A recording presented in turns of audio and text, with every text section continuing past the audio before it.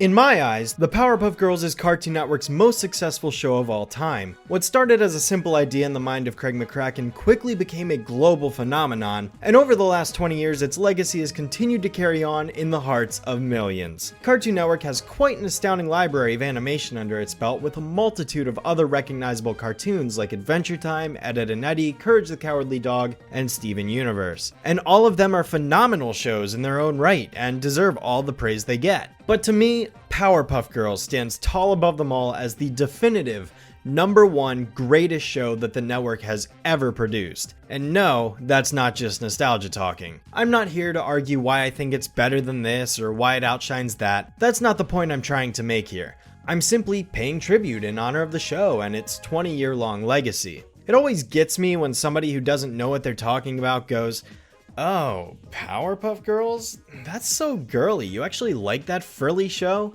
And I'm just like, have you even seen it?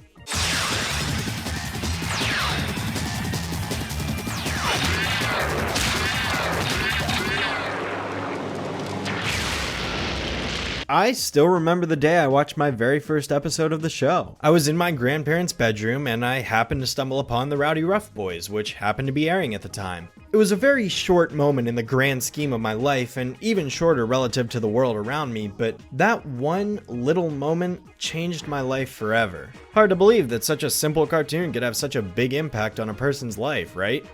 Wrong! It's more than a TV show. It's an inspiration. Now, I'm normally not one to get mega personal in a video like this, but this time, it's special. It's a celebration of everything Powerpuff Girls, from the very beginning to where it is today. So, let's get started with where it all began. Paper, pencils, and an overactive imagination. These are the ingredients chosen to create a pretty awesome cartoon. But Cartoon Network added an extra ingredient to the concoction. Chemical, yes! I think the best place to start in discussing the origin of the Powerpuff Girls is none other than with the bonus documentary featured on the complete series DVD box set. In fact, I highly recommend this to anyone who's interested in finding out more about the show. It's a great summary of everything that went on behind the scenes during production. The original idea for the Powerpuff Girls can be traced all the way back to a story Craig tells in the documentary. He was in the process of making a birthday card for his brother, which was coming up at the time, and he just so happened to doodle these 3 girls while coming up with ideas. So, Blossom, Bubbles, and Bud, because I thought, well, that's appropriate. She's kind of a tomboy, more tomboy than the other two. And I was like, but it just feels, it doesn't roll off the tongue nice. Blossom, Bubbles, and Bud. It just kind of hangs there. Funny little thing that is, seeing as it was later given a nod in the Powerpuff Girls movie when the professor couldn't come up with a reason for her name. It was soon changed to the more familiar Buttercup when one of Craig's friends suggested it. The idea of the Powerpuff Girls fascinated him so much that he ultimately decided to make an animated short based off of them titled Whoop Ass Stew, A Sticky Situation. This little animated short ended up becoming the very first appearance of the Powerpuff Girls in an animated format, although at the time they referred to the Whoop Ass Girls since that was the name Craig originally had come up with. Unfortunately, you can't really have the word whoop ass in the title of a cartoon targeted for general audiences, so that eventually had to be changed. Pretty soon the series got a short produced for the What a Cartoon series on Cartoon Network, which was airing a bunch of cartoon pilots at the time. This was where the pilot episodes Meet Fuzzy Lumpkins and Crime 101 first premiered. Soon after, the series was given a full season and premiered its first episode, Monkey See, Doggy Do, on November 18th, 1998. Although, any hardcore Powerpuff fan can tell you that the first episode is actually Insect Inside based on the production codes, not Monkey See, Doggy Do. There's a small fun fact for those who didn't already know. So, what's the show about exactly? Well, for starters, every episode begins with the city of Townsville, and then proceeds to feature the 3 Powerpuff Girls taking down monsters or bad guys that happen to be causing trouble in the city that episode. Sometimes it's their arch nemesis Mojo Jojo, sometimes it's their rich, bratty rival Princess Morbucks, and sometimes it's just an episode about the girls telling stories to the mayor from their own personalized points of view. There's so much variety in the creative ideas and episodes that are featured in the show that I can't even begin to name them all, and it tackles a lot of different themes about things like teamwork and family that get pretty deep at times. But it's not one of those shows that gets really preachy and ends in a moral every single time. Nah, sometimes they just like to have fun. No problem, Mayor. It's all in a day's work. It doesn't bug us. Professor, you just squished that spider. Oh, I get it. Better safe than sorry, right? No, spiders just creep me out. It shows that it can take itself seriously when it wants to, but it isn't doing that the whole time, and rightfully so. The Powerpuff Girls is a cartoon that's full of tons of wacky, sensational fun. It's also got that 90s charm in its writing and direction, but it hasn't aged poorly like a lot of other 90s cartoons have. It's a timeless classic. There's a reason why it's still fondly remembered to this day. Between the writing and the humor and the thrills and the voice acting, there is so much heart put into the series that it was bound to be a success from day one. So I guess, with that said, let's look at what all made the series work, shall we?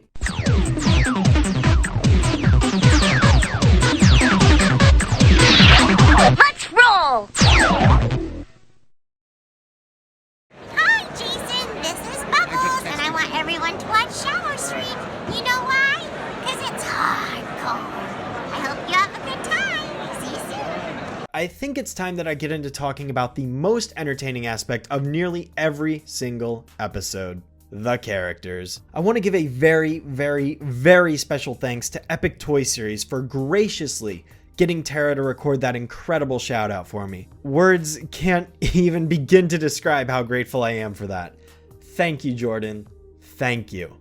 If I were to categorize the characters of this show, I would probably separate them into three different sections: the heroes, the townsfolk, and the villains. The heroes are the protagonists and positive secondary characters for the show. This includes the girls, the professor, Miss Keene, the narrator, the mayor and Miss Bellum, etc. The townsfolk are the neutral side characters like random citizens, the Pokey Oaks kids, the news reporter, talking dog. It's good. And the villains, who are obviously all of the antagonists of the show. That kind of goes without saying. The girls have been described as representing body, mind, and soul, with Buttercup representing the first quality as the toughest fighter, Blossom representing the second as the methodical leader, and Bubbles as the latter with her artistic and emotional qualities. Together, the three of them create the perfect mix of sugar, spice, and everything nice, and I wouldn't have it any other way. Blossom, Bubbles, and Buttercup, voiced by Kathy Cavadini, Tara Strong, and E.G. Daly respectively, are best summed up as three distinct personalities that make up one complete whole. This is even showcased in their designs, with Buttercup having sharper edges to represent her rougher personality, while Bubbles has rounded pigtails to signify that she's more cutesy, and Blossom lands somewhere in the middle with her red bow acting like a crown of sorts, identifying her as the leader. This is also signified by the respective musical cues in the opening title sequence.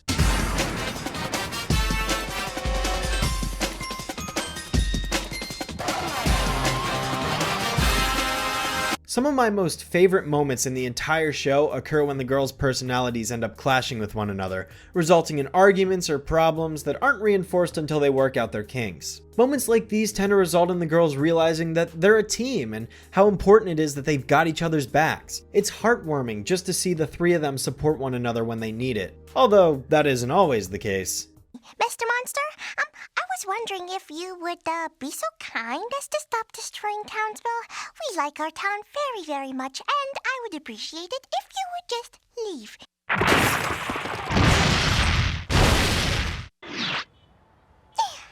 how you get rid of a monster, you big fat doo-doo-headed ass! Again, another example that the show isn't just all sunshine and rainbows. Of the three girls, Buttercup has always been my personal favorite because she's the most badass of the three. I've always liked her headstrong attitude, but I also feel for her constantly getting the short end of the stick. Take the fact that her special power pales in comparison to her sisters, for example. Blossom gets ice breath, Bubbles gets diverse communication, and Buttercup gets curling her tongue. Come on, I know a lot of people find this ending sweet, but man, that's lame. I always wish she'd gotten something cooler. Personality-wise, however, I'd say I'm probably most like Blossom. I'm a pretty logical thinker when it comes down to it, and I tend to be very organized. As for the villains, we've got the girl's evil arch-nemesis Mojo Jojo, a super genius chimpanzee who's got a rather recognizable manner of speech. There's Fuzzy Lumpkins, the hillbilly obsessed with keeping trespassers off of his property, Princess, the Veruca Salt-inspired snobby rich kid who tries everything she can to take down the Powerpuff Girls because they won't let her be one herself, the Amoeba Boys, who are downright stupid and can't do anything right, the Gangrene Gang, a group of teenage delinquents who cause minor trouble around the town, Sedusa, who isn't really present all that often but tends to focus on stealing jewels and priceless artifacts, the Rowdyruff Boys, aka male versions of the Powerpuff Girls whose sole purpose is to seek out and destroy them. Now, I've gone on record stating that him is my favorite character in the past, and that still holds true to this day. He's the most elaborate of the villains I've found,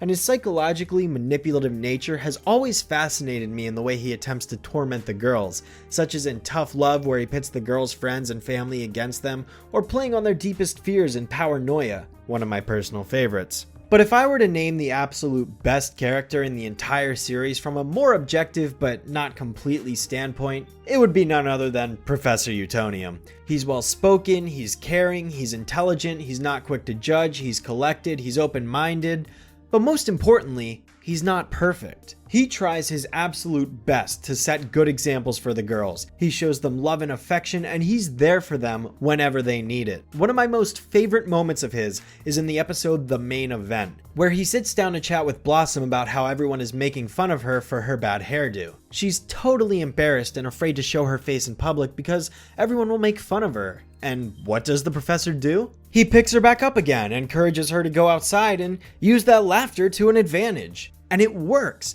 because that's how Blossom ultimately beats the monster in the end. It is a prime example of the professor being a great parent. And yes, while some may argue it's wrong of him to laugh when Blossom leaves the room, come on, you can't tell me you wouldn't laugh at some of the trouble your kids got into, right? In my opinion, it makes him feel more human, more real, because that's something that a lot of parents could probably relate to. Professor Utonium, in my eyes, is the greatest dad character any cartoon has ever seen. He's not your typical dim-witted moron who's there to be laughed at rather than laughed with.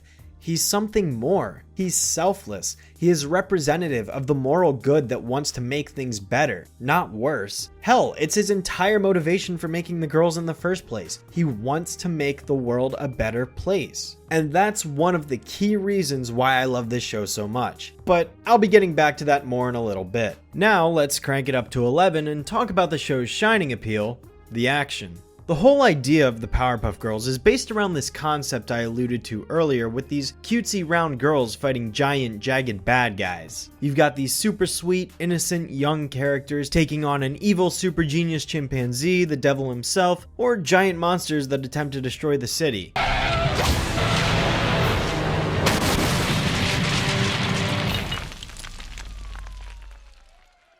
Well, that worked. The pacing is so quick, which is a huge contributor to making the action feel as tense as possible, and that combined with the hit flashes and extremely exaggerated punching and flying sound effects make for some extremely awesome fighting scenes. One of my absolute favorite moments is in Stuck Up, Up, and Away, where Blossom and Princess Morbucks duke it out mano-y-mano.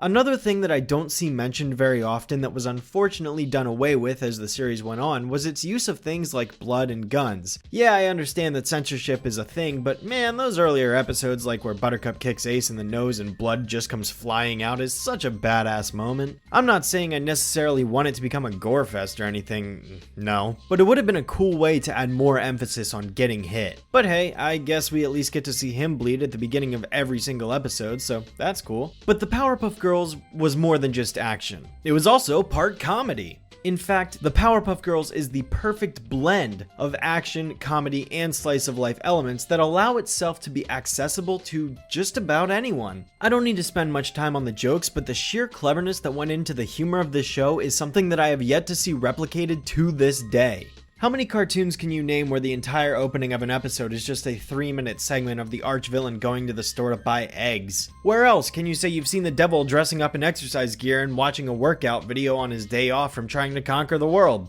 The utter genius that this show tries to explore with both its characters and the world around them is what undoubtedly leads to some of the funniest comedy in a cartoon that still persists even to this very day. Remember the episode where him forces the girls to solve a bunch of riddles, otherwise the professor will pay, and then they literally spend the entire 22 minutes just flying around Townsville attempting to solve them all before time runs out, only to find out the twist at the end? Time to pay. That'll be $7.95, please.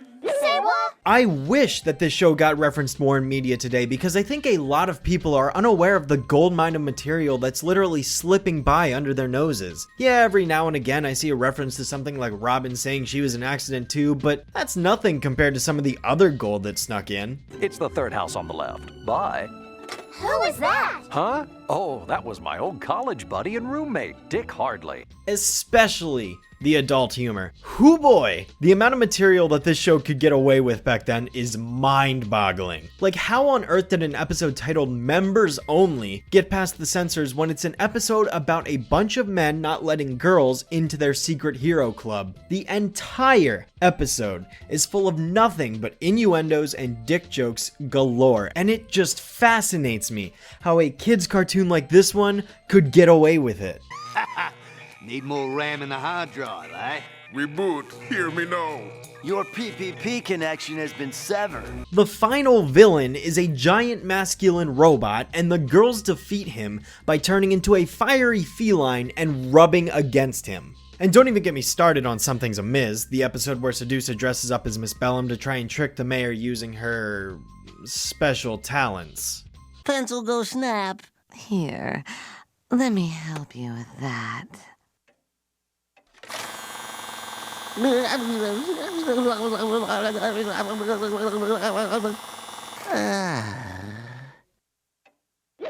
How did they get away with this? I am genuinely impressed that this was allowed to air on TV, whereas something like Rude Removal wasn't, but still, it just astounds me. And that's just the icing on top of the cake. Did you ever know what Miss Bellum's street address was?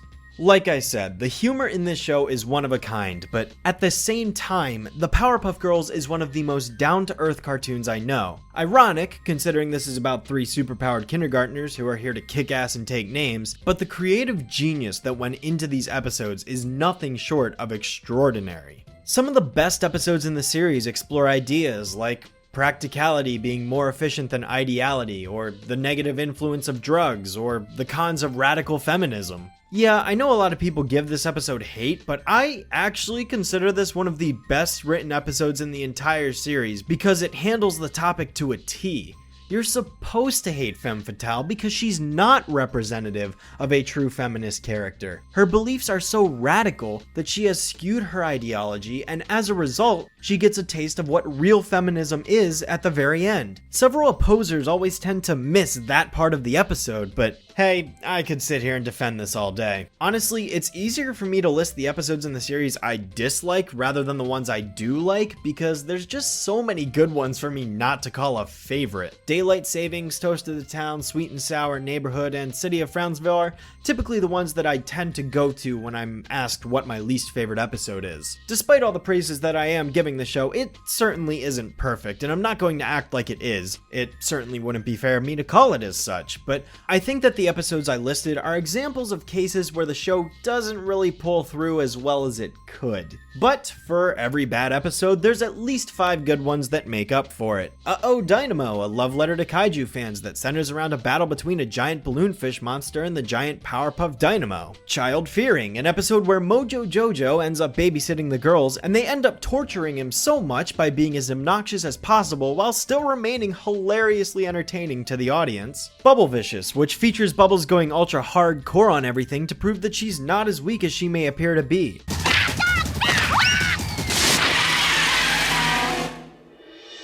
Bubbles, have mercy. Mercy is for the weak! Jewel of the Isle, an episode full of hilarious slapstick gags that includes a parody of every 90s cereal commercial ever. The Powerpuff Girls even had the fan favorite Meet the Beatles episode, which is chock full of dozens upon dozens upon dozens of Beatles references. Man, I could talk about these all day. I'd say that my absolute favorite episode of the entire show is the Powerpuff Girls' best rainy day adventure ever. Basically, it's an episode in which the girls are stuck playing inside for the day because it's raining outside, a scenario that practically every kid on the planet can relate to. I have an idea. Since we can't be the Powerpuff Girls outside, maybe we could play the Powerpuff Girls and fight crime right here at home. Sorry. That's a great idea. The execution of this episode is absolute genius. The girls just run around playing pretend just as any kids would, even going so far as to get their dad involved when he's already got a million other things going on that he has to worry about. It's such a cute moment and easily one of the funniest episodes of any cartoon I think I've ever seen. Hell, the jokes still get me to laugh even to this day. Oh, yeah, the Powerpuff Girls. Please pick up. Yes, Mayor? The giant alligator! I'm on my way!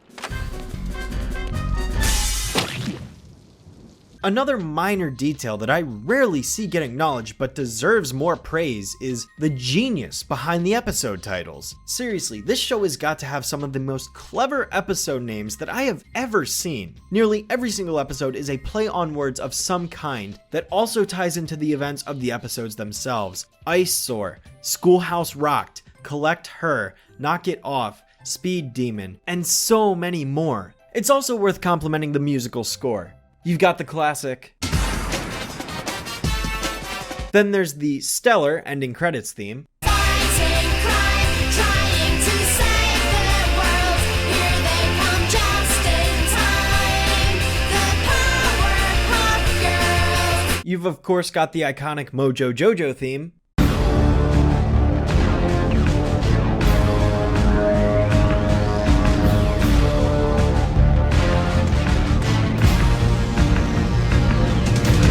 Not to mention a lot of the one-off musical cues that resonate during climactic moments. I think one of the greatest examples of this is seen in the episode Uh-Oh Dynamo, specifically during the Dynamo's rocket sequence when fighting against the giant balloonfish monster. The entire build-up consists of nothing but mechanical sound effects playing over and over and over and over again as every individual rocket launcher prepares to fire off at the creature. But then, at the very end of the sequence, it's capped off with this.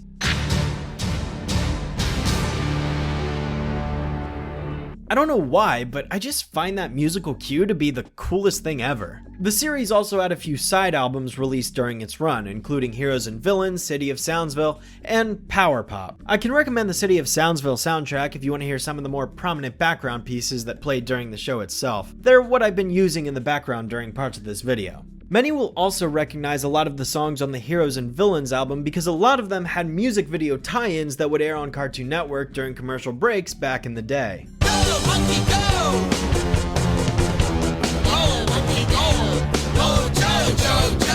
I still remember the intro to this playing practically every commercial break back in 2002. It honestly got to the point where I'd have to change the channel just so it didn't get stuck in my head. Cartoon Network actually used to do a bunch of these kinds of music video things back in the day, and I sort of missed them. Many older fans will remember things like My Best Friend Plank or Back to the Lab Again airing all the time between commercials. And of course, my absolute favorite song is one for Powerpuff Girls. It's the Apples and Stereos.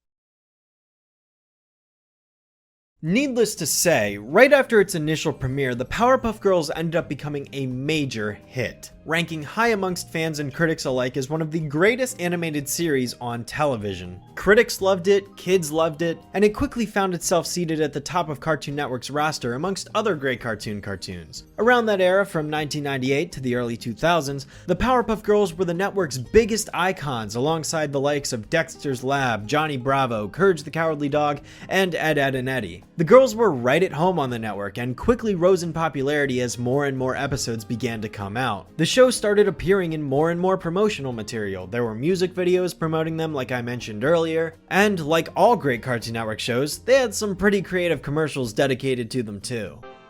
You girls are developing into quite the superheroes. Someday we'll be as developed as you.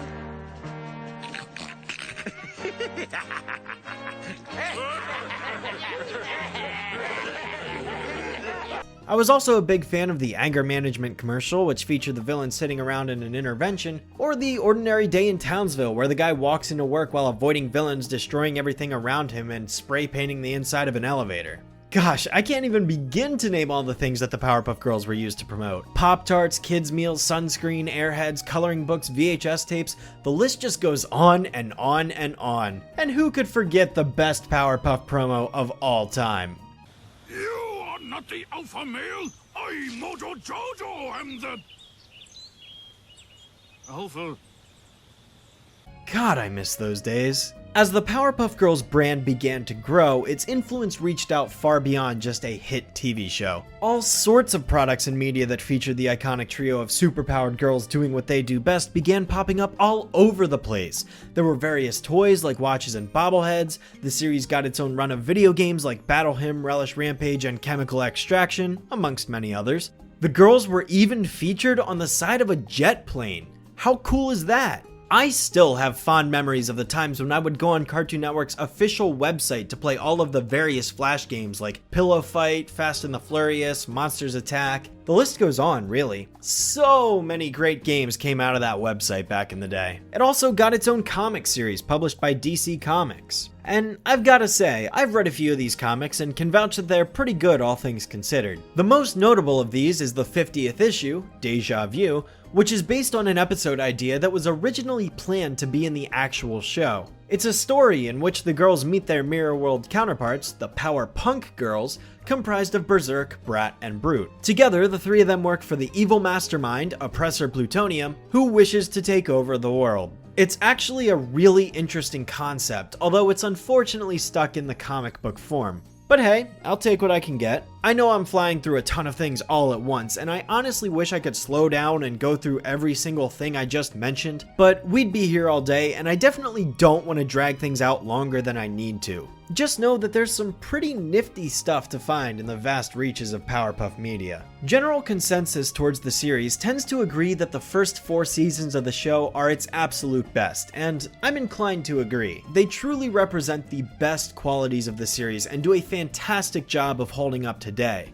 Unfortunately, after Craig McCracken decided to leave the show to work on Foster's and handed direction over to that one guy I don't respect anymore, the series did take a hit in the action and storytelling department, and a lot of those later episodes suffered as a result. However, I don't think the entirety of those seasons are all bad. In fact, there's quite a number of episodes in there that I genuinely enjoy. Burglar Alarmed, See Me, Feel Me, Know Me, Little Misinterprets, and Silent Treatment, for example, are all fantastic episodes if you ask me. But generally speaking, I do think that the last 2 seasons are much slower and less creative than its earlier season counterparts.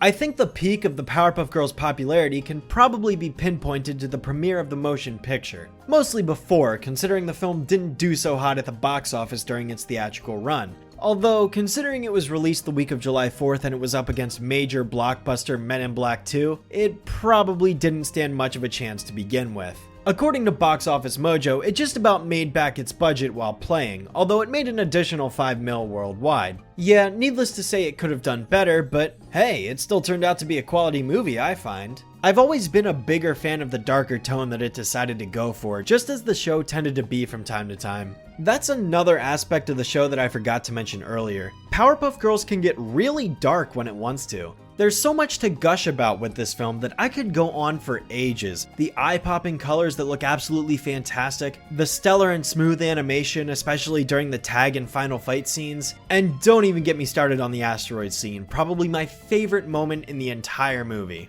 That shot right there, gets me every time. The show also got a Christmas special, which is pretty okay. I wouldn't label it as the best cartoon Christmas special ever or anything, although I love the chase sequence and consider it one of the greatest action sequences in the entire series. Debatable opinion, I know. I think it's due to the mix of the bumpin' soundtrack along with the pressure of racing Princess to get to the North Pole first. Ironically enough, 10 years ago was the premiere of the 10th anniversary special, The Powerpuff Girls Rule, a 22-minute send-off acting as the final episode in the series. It consists of the girls racing against all of the other main villains to find the key to the world, a MacGuffin that essentially grants them the power to do anything they can possibly imagine. A lot of fans consider this one of the best episodes in the series, and I'm inclined to agree. I think the Flash animation sort of blends in with other late 2000s era Flash cartoons in the way the characters animate, although the vibrancy and eye-catching colors make it really appealing to watch. It's a shame the special had to be cut down to only 22 minutes, which wasn't originally intended to be the case seeing as it was meant to be twice as long. I've always kind of been curious what all's been cut. I know for a fact that a chase sequence across the city was, but I wonder what else there could possibly be.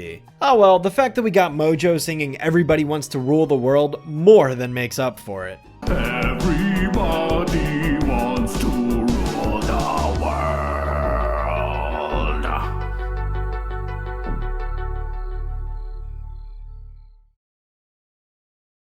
At a certain point, Cartoon Network came to us and said, well, what about 7? What about a 7th season? And Chris and I both said, no, I think it's time. It's over with. It had its run. It kind of ran its course. And we would hate to continue making a show when we're just kind of hitting the same notes and repeating ourselves. And we wanted to kind of go out while it still was good. Now, the first time I heard about a potential season 7, I was crushed knowing that the series was canceled. Another season of more Powerpuff Girls? How could anybody say no to that? Direct quote from my 16-year-old self. However, in retrospect, I'm actually really glad that it ended when it did, because those latter seasons definitely show that it was running low on ideas. Between Oops, I Did It Again and West in Pieces and don't even get me started on Toast of the Town. Yeah, the show definitely got lackluster towards the end of its run. I think what interests me most of all about those later seasons, though, is looking at some of the people who wrote for them. You got Thurup Van Orman, for example, who went on to create The Misadventures of Flapjack, and Brian Andrews, who's known for storyboarding a lot of the various Marvel movies nowadays. And hey, even if the original series run did end, the Powerpuff Girls legacy still continues to live on. In a matter of no time at all, there was already an anime spin-off titled The Powerpuff Girls Z, which from what I've seen has gotten a lot of mixed results. To this day, I've barely seen the show, which I know is probably a surprise coming from a Powerpuff fanatic like myself, but something about it has just always put me off. I'd be willing to give it a shot someday, though. The Powerpuff Girls also got that series finale special in 2009, like I mentioned earlier, and still continues to get referenced in other Cartoon Network media. There's Fusion Fall, for example, Cartoon Network's discontinued MMO, which featured the girls having a significant role. There was also Cartoon Network Punch Time Explosion XL, a game which, despite its flaws, I'm actually really fond of. It's basically the Super Smash Bros. Styled game in which a bunch of Cartoon Network characters get together and beat each other up. Although some characters are strangely missing, like the Eds or Courage. I obviously would always choose to play as Buttercup though, because, well, she's my favorite character.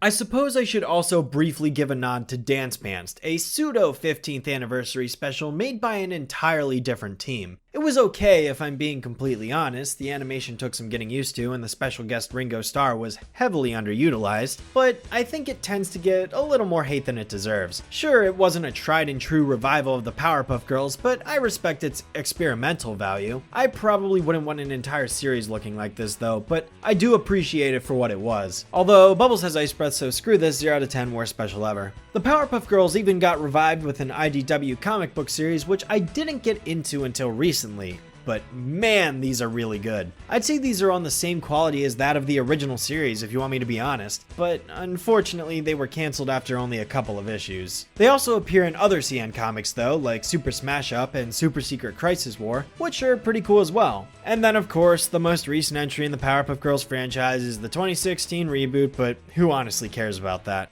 As I've already said and implied a million times in this video, the Powerpuff Girls is something I hold in high regard. It's a special, extraordinary, one-of-a-kind cartoon, and I don't think we'll ever get something identical to it ever again. Honestly, I don't know where I'd be without Powerpuff Girls. It's inspired me to be more proactive in my life. It's inspired me to be creative and make videos. And it's even inspired me to just be a better person. This show has gotten me through some tough periods in my life, and I'm eternally grateful for that. I know I'm speaking from a purely subjective standpoint, but it deserves all the praises it gets and more in my eyes. I cannot thank Craig McCracken and everyone else involved with the show enough for creating such a masterpiece in animation history. Happy 20th birthday, Powerpuff Girls. So once again, the day is, was, and forever will be saved, thanks to the Powerpuff Girls. I'm never gonna drive over 55 again.